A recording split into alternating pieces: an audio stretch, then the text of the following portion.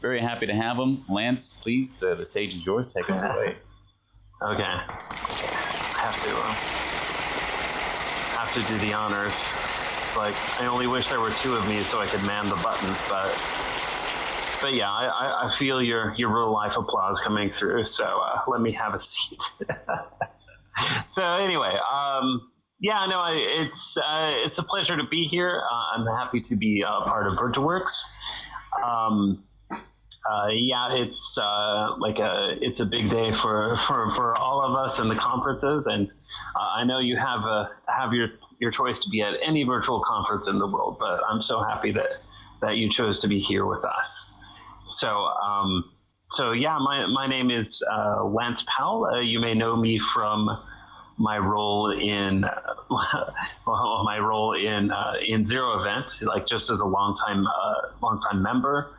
I come to you with a background in research and design within virtual worlds, as an active community member and content creator, and more recently within my role as CTO of VEDX. That's with a V, everybody. So VEDX, which is a company bringing XR solutions to education. So I'm here representing them. So at any time, do please come visit my booth. It's in the Red Hall, and I will be there. Yeah, for most of the day. So just say hello.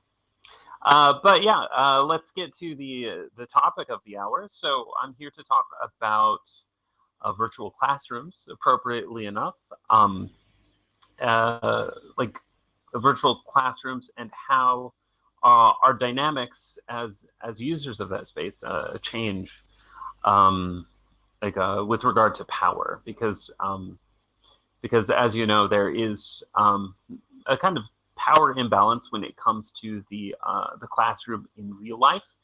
And I thought it'd be interesting to talk about what, if any, changes happen when your space becomes virtual. So even though it does relate to education, it's not exclusive to that, because we do have virtual spaces where you have a creator or admin and then guests within that space. So some of the things that I talk about apply more broadly. But yeah, I'll be using basically the language of the classroom to describe the power dynamic as it is. So if at all possible, I will now share my presentation. I hope I'm sharing now. I am not sharing now. Wait, let's turn my camera off. There we go. Yes, of course. Okay, there we go. Okay, so you should be able to see me from behind, and yeah, let's do it. Okay. So here we go. Title of the lecture. So power differentials in the virtual classroom. So I've given the introduction. I've talked about VEDX, and I will be here to talk more if anyone chooses to. Yeah, I've left the email addresses of our CEO and myself. So so take a picture and let's move on. Okay. So I find it kind of strange to be in the role of CTO, where I'm actively promoting XR and more often VR solutions for education, because I'm not a person who is very big on promises. Like I never oversell things, because every technology has limitations. But there are a lot of advantages to be drawn from XR solutions in education, especially. So there is sometimes this explicit or sometimes just implicit promise that VR education opens up everything. Like you can have your class anywhere, at any time, with anybody, covering every subject, and it will be not only just as effective as the regular classroom, but much more effective. And yeah, yeah. If you believe that, then then I have a what was the expression, like a bridge in Alaska I'd like to sell you, because yeah, that's certainly not the case. But I am all the same a strong advocate for VR and what it allows for each of us. But yeah, let's get into detail about our feelings, like when we're in virtual spaces, and like how we as students and instructors can benefit from those changes. So if you look at a picture like this, what you see is, well, by name, it's Engage. It's the Engage platform. And it, in every way, is familiar to a real-life physical classroom. So it has the same seating arrangement, the kind of bare design, and so forth. And it certainly isn't necessary to the educational experience. There's no reason that a virtual classroom needs to look like this, but it is giving you the context of educational institutions. So it's familiar and it's comfortable, but it's only a starting point, because as we grow, virtual spaces change, and we change within them. So so let's look at that some more. So outside of the environment, as presented here, we also need to understand what happens within those spaces, real and virtual, and what our motivations are for being there. So the motivations are largely the same. So the goal of a teacher is to teach, and the goal of a student is to learn.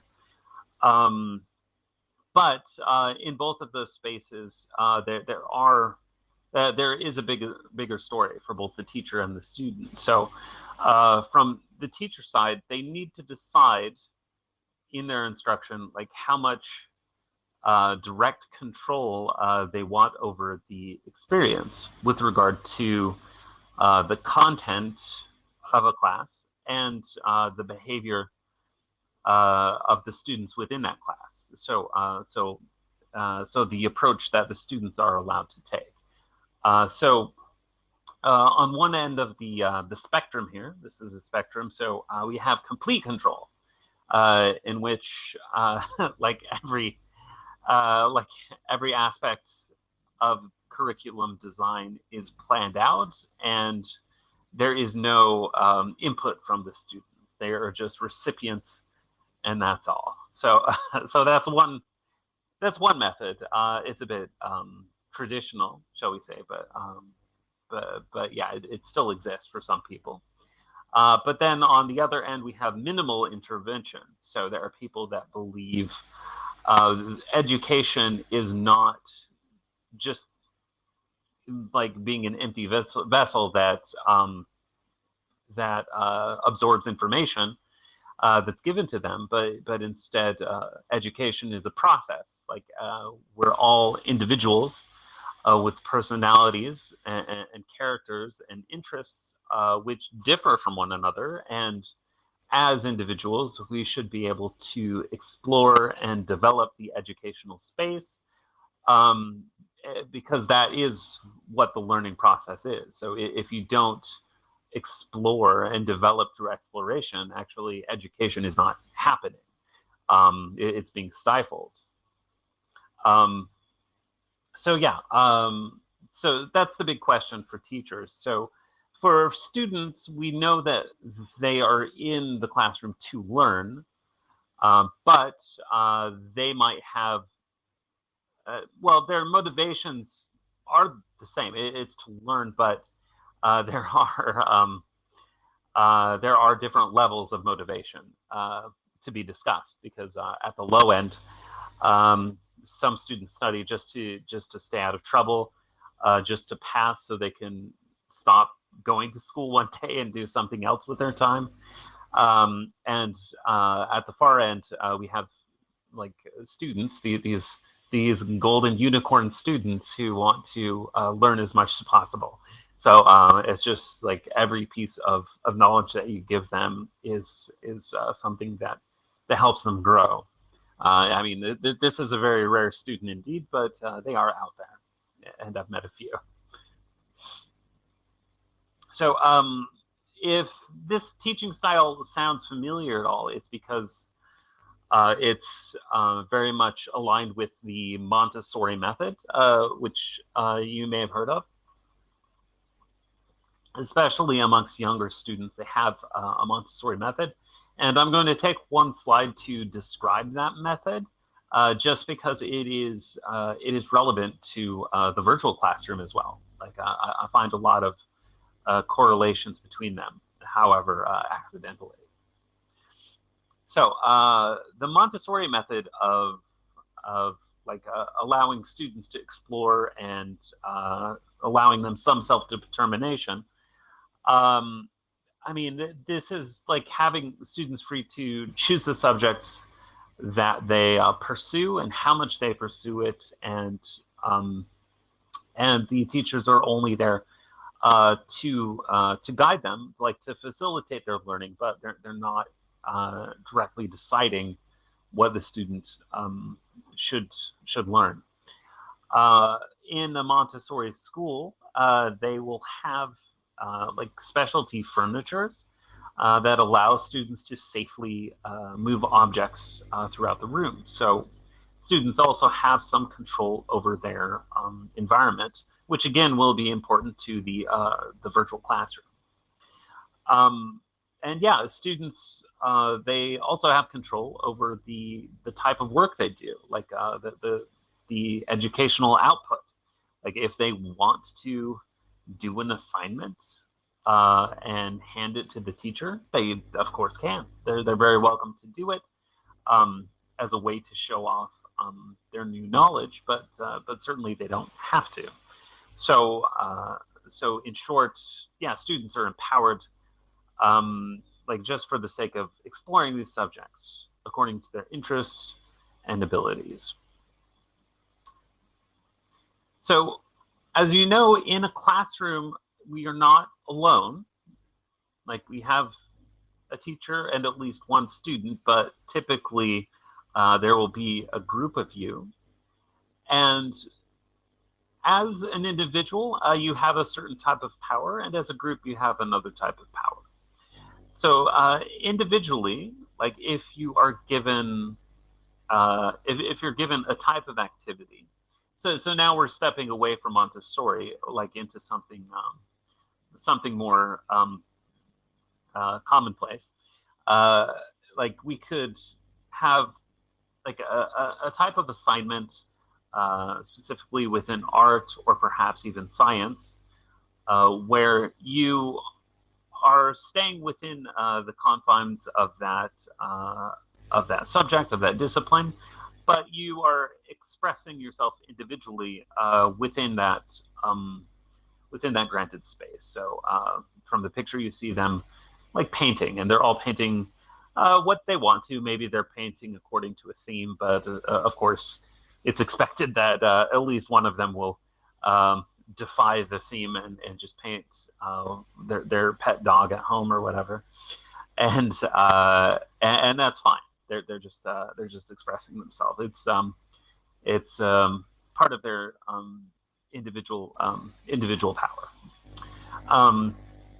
But of course, there are other activities that require group work, doing something together, advancing as a class, because as you know, for better or for worse, we do need to cooperate in society, sometimes at a large scale. So we need some background in doing that, like how to work with other people towards a common goal. And if and yeah, in a more traditional classroom, you will be expected to do this. You can't really opt out of society very effectively.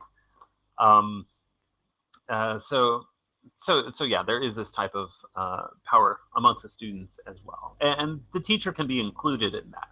Like a teacher can be like a part of that goal. Like as long as their role is to help the students develop. So I've talked a lot so far about the class, like the normal classroom that we're all very familiar with, but we are now going to ask what this looks like in a virtual space. So what is individual and collective power? How does it relate to the teacher's power in a classroom? And like how will that manifest? Like what kind of environment are you building? Like what kind of topics are you following? And in the end, like what kind of homework will there be? So we'll look at all of that throughout this lecture. So I've broken this topic up into 4 key areas, and we'll begin with environment. Just because it's the most salient, it's the thing that you can see, and it's the most recognizable difference between, let's say, a real classroom and a virtual one. So the environment. So starting with customizability. So throughout the presentation, I will have pictures of different social VR platforms here, but I'm not going to reference them. They're just examples of like what can happen with these tools. So I'm not going to talk about them at all. Just make a note of them if you like, and if you have questions about them, I can answer at the end or throughout the day. So okay, so environment. A virtual environment has sometimes a high amount of customizability, meaning the objects within a space can change, and the environment itself can change. Sometimes only the teacher can do it, sometimes the students, sometimes both, but sometimes neither, because there are certainly static environments as well. So static environments are a bit disappointing because you enter that virtual classroom and you can't move the tables, you can't move the desks, you can't touch anything. You can only look. It's like being a ghost. So yeah, one of the big benefits of a virtual environment is customizability, because being able to customize something does show your power over that space. So to get into detail, I did mention the objects already in a class. So you can copy, delete, or add objects to a space in some virtual platforms. You can do the same with images on the wall, like video content. For example, Virtuworx does allow me to share my camera if I'm presenting. So that's a power it has given me. But you can also introduce into some platforms sounds as well. So different audio clips and so forth. So the ability to introduce different assets into a virtual environment, it does open up a lot of potential, one for the teacher, because they can incorporate several kinds of media into their lessons. And it also allows students to do the same as a means of research amongst, and also sharing content amongst their peers. It's a way of doing assignment submission as well. So if you give your class an assignment, they could submit that assignment as a unique virtual world. And some platforms like Frame VR, which I showed in the previous picture, would allow you to do that very nicely. So yeah, that's one type of power. You can also use tools like Sketchfab to introduce many different objects into a space. And since you can scale these objects, you can make them big enough that you can enter them, and they become the new environment. So you can either have a little model of this cathedral, or you could like make the cathedral big enough to walk into and pray to whatever deity you choose. Okay, so now that we've seen our first example of the type of power that teachers and students have, we should talk about power distribution, because on the surface it seems like the platform, the social VR platform, the virtual classroom, let's say, they give the teacher some power, and then the teacher then passes that on to the student. So they don't have as much power, but they have the ability to do some things. So yeah, the platform allows for limited power for the teacher, and it would be even more limited for the student. So yeah, that's one model, but there's a more egalitarian model as well, in which the teacher and the student both share power.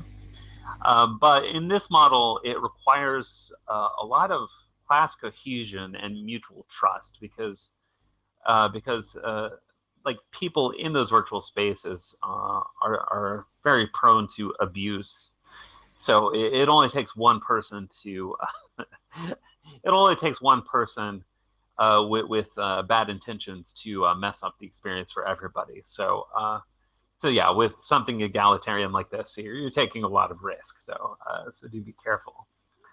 But when you zoom out a little bit, what you realize is that it is the teacher in the end who's choosing the virtual platform. Like nobody, I assume, is telling the teacher to be there. So they're choosing what powers they have later, basically, and like how much of that power they do want to share with a student. So in summary, this is the balance of power right here. So it's really up to the teacher to decide everything in these cases. But that's not the end of the story. So we'll get to we'll get more into that later. So also with the environment, we have interactability. So as I mentioned before, you do want the ability to add and delete things within that space, but you will also want those assets within your environment to be dynamic in some cases. Not all cases, of course, but many times if you have a whiteboard, for example, you want to write on the whiteboard. If you have a chessboard and you want just to relax with your classmates, that would be great too. So yeah, different virtual spaces allow for different interactability. So it's worth exploring. Yeah, I just described that. So if you have more interactables, there's more action potential, and that leads to more power. And here are the examples I just mentioned. So let's move on now from environment and just talk about the subject, or let's say lesson content, perhaps is better, of what you're learning, because you can't just go into a virtual space and expect to be able to have a good lesson on any topic. So for example, you have a place like Multiverse, and like at least in their early version, it was limited in the subjects you could cover.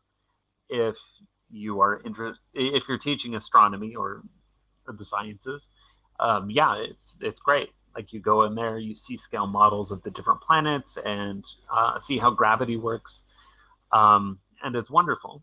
But if you think you can go there and learn about any subject, like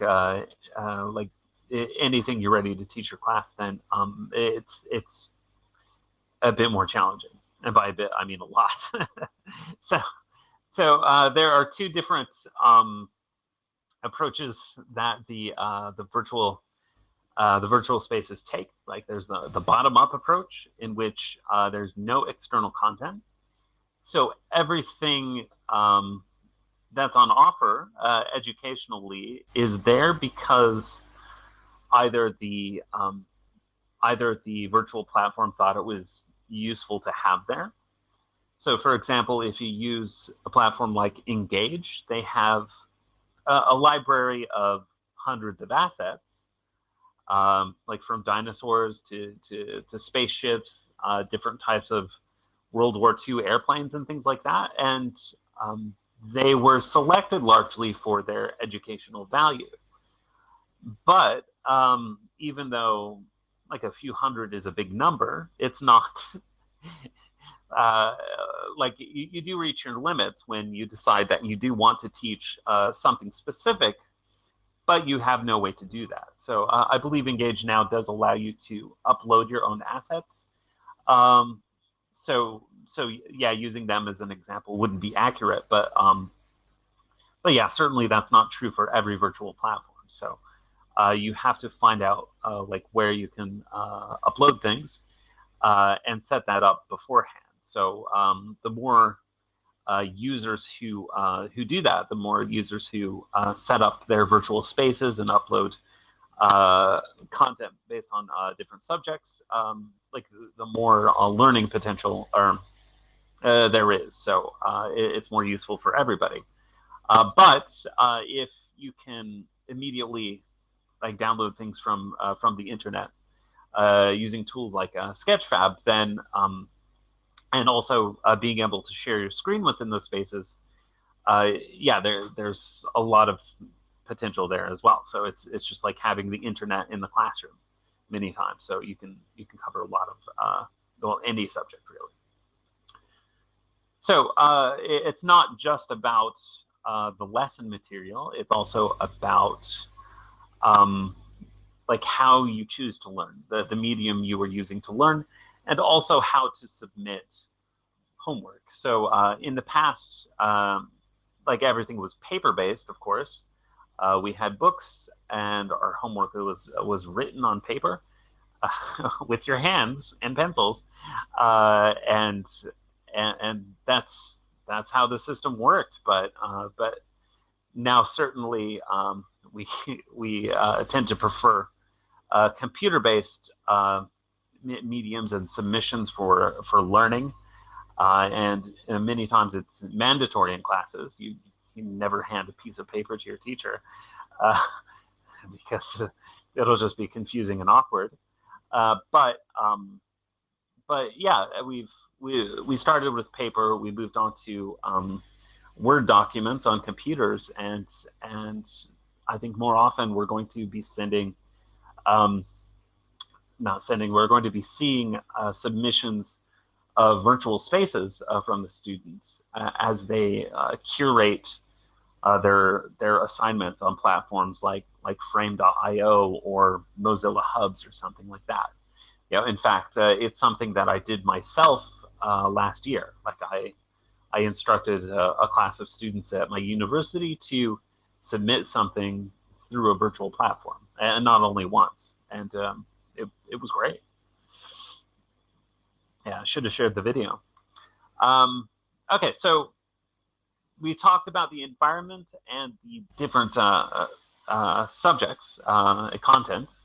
Now let's talk about the cohabitants. So when you are in a virtual classroom, you're not alone again, because what would be the point? You are with other people, and what power do you have in relation to each other within those spaces? So in the virtual space, you are still experiencing each other through your senses, but now it's primarily seeing and hearing. It's how you interact with each other, either through speaking and messaging, and in fact, your very existence is at risk when you're in a virtual classroom, because if somebody wanted to, they could just make you disappear very often. So if you go to a virtual classroom or using like any major platform, there are going to be symbols like this, and these are moderation tools to limit how much you can be heard, how much you can speak, and whether or not you're even visible.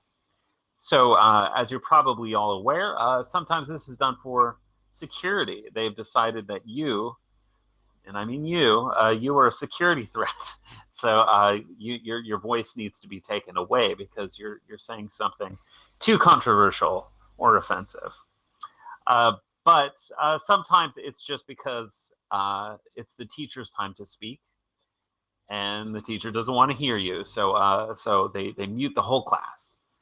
And this is where the power dynamic comes back. So if a teacher has a power to mute a whole class, then that is an awesome power, and it's not one that exists in real life, as any teacher knows.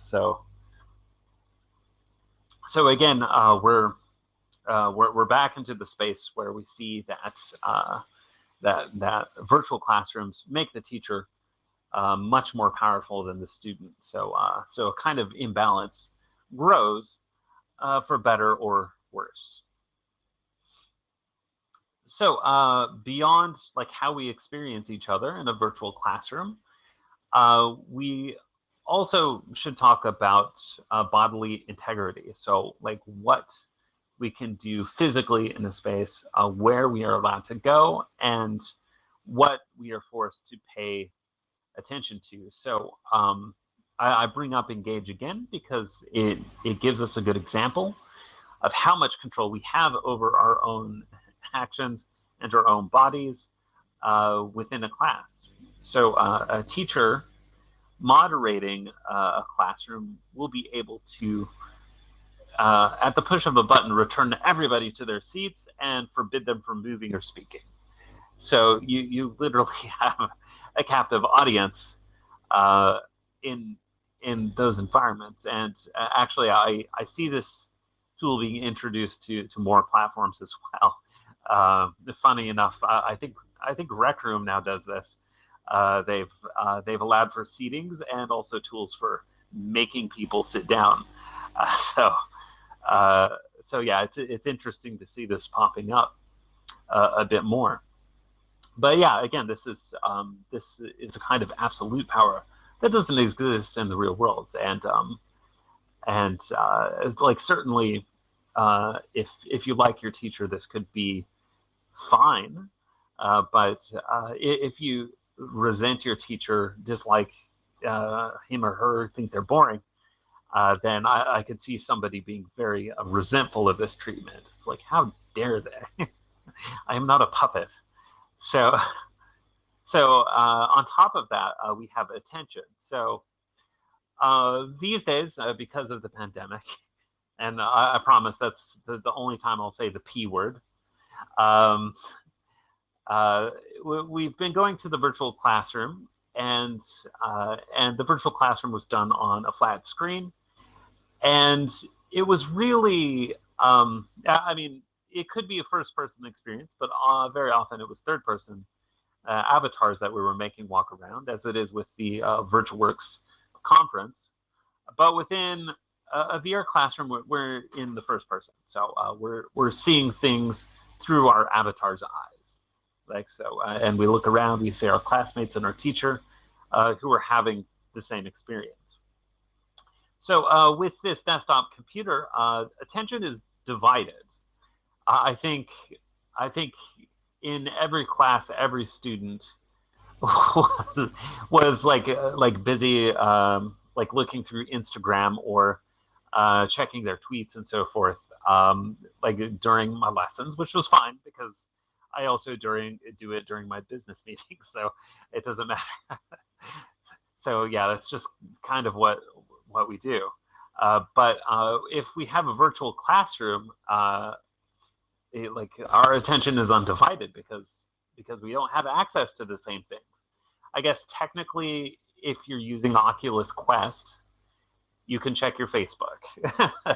You can check your Facebook. You can check Messenger while you're in class, but unless, I mean, maybe you're okay with that, but that's basically it. So not only is your attention undivided, it's undividable. Like you're forced to listen to your class. Horror of horrors. So yeah, but as I said before, Certainly in a desktop computer, it is dividable. You can certainly do something else while you're in class because your teacher doesn't really need your full attention. So what does this mean then for the teacher-student power dynamic? So how is the virtual class different from the physical class? So it's different in these ways, which I list here. So it's different in how you experience it through the senses and your ability to speak, where you can go physically, how you interact with your environment, what you find in that environment, like whether or not you can stay there, and how you pay attention to things. Because if you're in VR, you have to pay attention. So what does the teacher then gain from this? And what they gain is absolute power. So they have total control of their classroom. And if you frame it as absolute power, it can seem negative. But if you say you get class cohesion, then it suddenly seems quite nice. But yeah, it's the same thing. The teacher really has a lot of control with virtual classrooms. So then I could say, like, what does the student lose? And like they lose some autonomy in the class, potentially. But what they gain really depends on the teacher.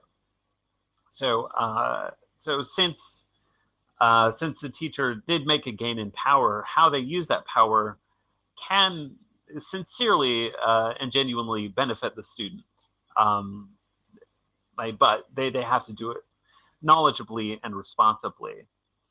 So since there's such a big disparity in power between teachers and students, we have to ask ourselves the final question, really, like, what can make this relationship work? Like if one group is subject to the other, and that is this: mutual trust.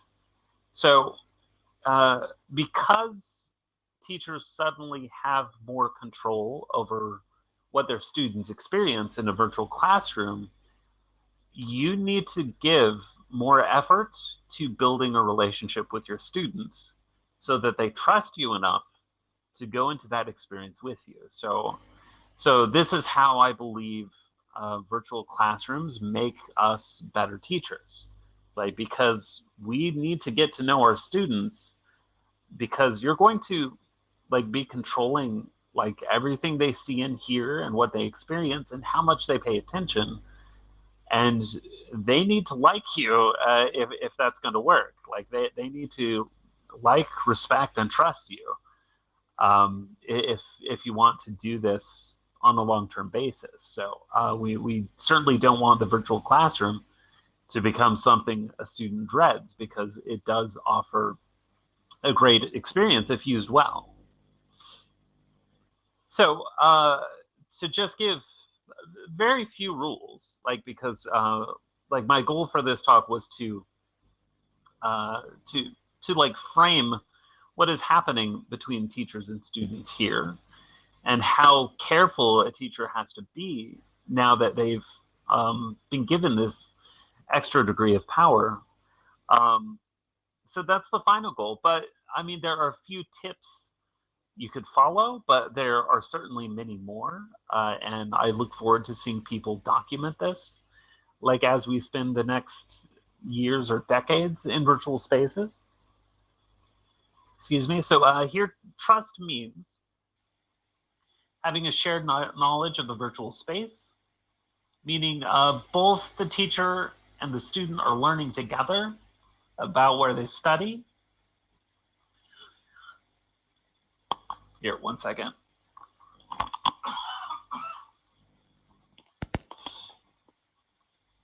It means when you as a teacher do something, like enact some moderation tool, you warn your students, you tell them that you're going to do it before you do it. Otherwise, it feels like a kind of a violation. So like, if you're going to mute your students, tell them you're doing that. Like, sorry, I need to begin. I'm going to mute everybody. So I'll let you speak again in 10 minutes. Or All right, everybody, I'm going to move you to your seats now. So just give me a few seconds and boom, there you go.